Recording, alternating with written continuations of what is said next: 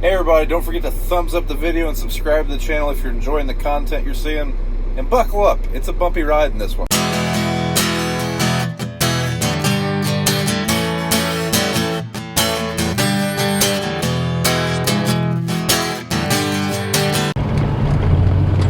Morning. So this morning, I'm going to be spreading fertilizer. BJ's strip tilling fertilizer. Larry's hauling fertilizer. I think Dad is spraying wheat, so everybody's very busy. We've got a rain event coming in sometime later this evening, so everybody's hurrying up. One was requesting seeing Squishy. There he is. Squishy! Squishy!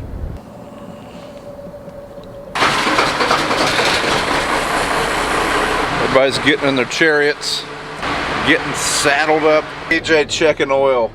Good for him. Get all the exhaust fumes flowing.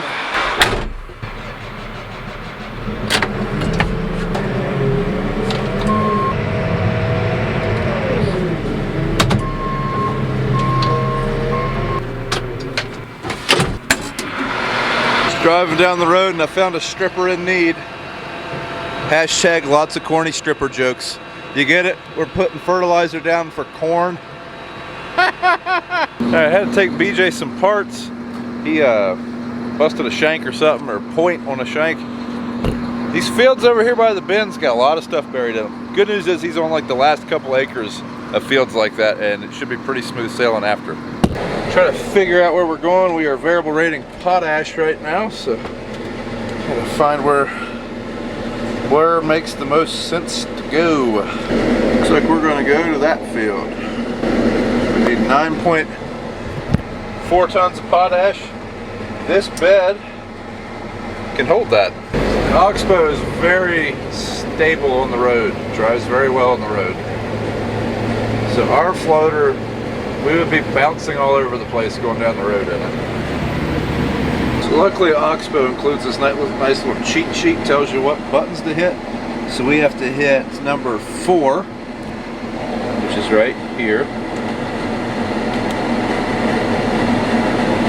That is our master for the hydraulics.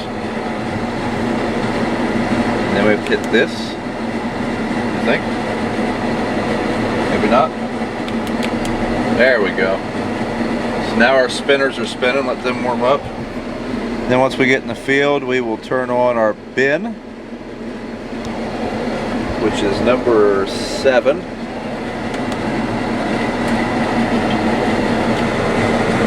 There's our master switch right here. We'll hit that once we get to the field. So here you can see on the ag leader, here's our prescription file. This green overlay is how much of the field we've actually got done. So we've got a good bit left. Hopefully we can fit it all on one fill up. That ain't gonna go through a combine.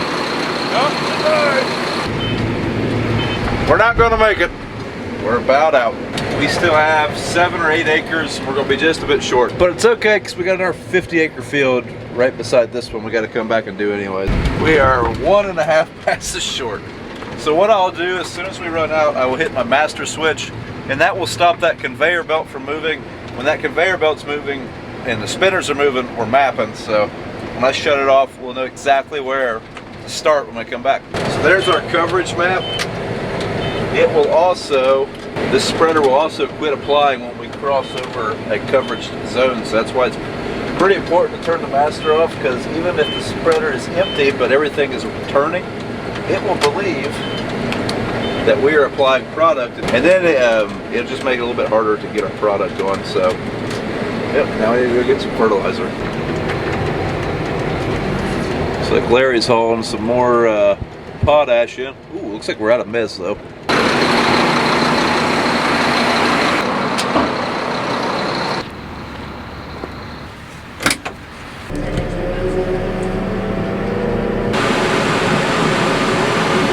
Alright, we're loaded. Oh yeah. Well, I was close to the fertilizer barn. I'm not quite empty, but since I'm close and I'm going by it, might as well swing in and get some more Looks like Larry's back just in the nick of time for some mez. So right now I'm using a lot of potash. BJ's using a lot of mez. So the floater can get rid of fertilizer a lot quicker than the strip tilt bars. So Larry got 2 loads of potash and only 1 of mez, I think. So we got about, I would say we got about 65 tons of potash, 65, 70 tons of potash, and probably, not quite 30 tons of mez. So that would run BJ for a long time. That'll run me at least one day. All right, so I just got the spreader filled up and BJ is empty. So I guess I'm taking him fertilizer. I think he's had a little bit of issues plugging some fertilizer lines. I'm not sure what he's got going on there, but he must be doing something because I think he's been filled up 3 times now. Yeah, it's way over there spraying some wheat, looks like. All right, back to the air condition. It's 83 degrees. I'm sweating and I'm getting sunburnt. It feels fantastic. I'm just not used to it. It's like that first day of cold weather when it's like 30 to 45 degrees and you freeze your butt off, and then like 6 months later it's a heat wave.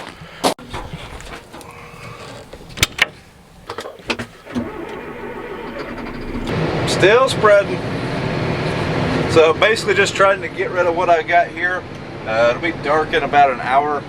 Variable rating and doing all these little patches right here beside the bins, that'll probably take an hour at least. Almost empty. We're getting it. So one thing I should probably clarify, on Instagram I got a couple questions asking why we are still spreading fertilizer if we are strip tilling. So this is bean ground. We don't do much corn after corn. So this will go to beans. Since we are strip tilling, our dry fertilizer next year is only going to be in 1 strip. So we used to always spread enough fertilizer on our corn ground going to corn that we would have enough left over for beans the next year. Well, now we're applying on bean ground because of the strip tilling. And we found that it seemed to help our bean yield in certain situations. So yeah, that's why we're doing this. All right, that only took 45 minutes, but we're empty. I'll park this thing for the night and call her quits. Looks like BJ already called her quits. He hasn't even got to see the tiger lights yet. Definitely liking that barn. So that's another thing I get a question on at least once a day, is the brand of building that is. That is a Contops enclosure. I get asked a lot on price. We bought that before the price hike, so I don't know what that building would cost today. We actually placed our order for that back in December or November.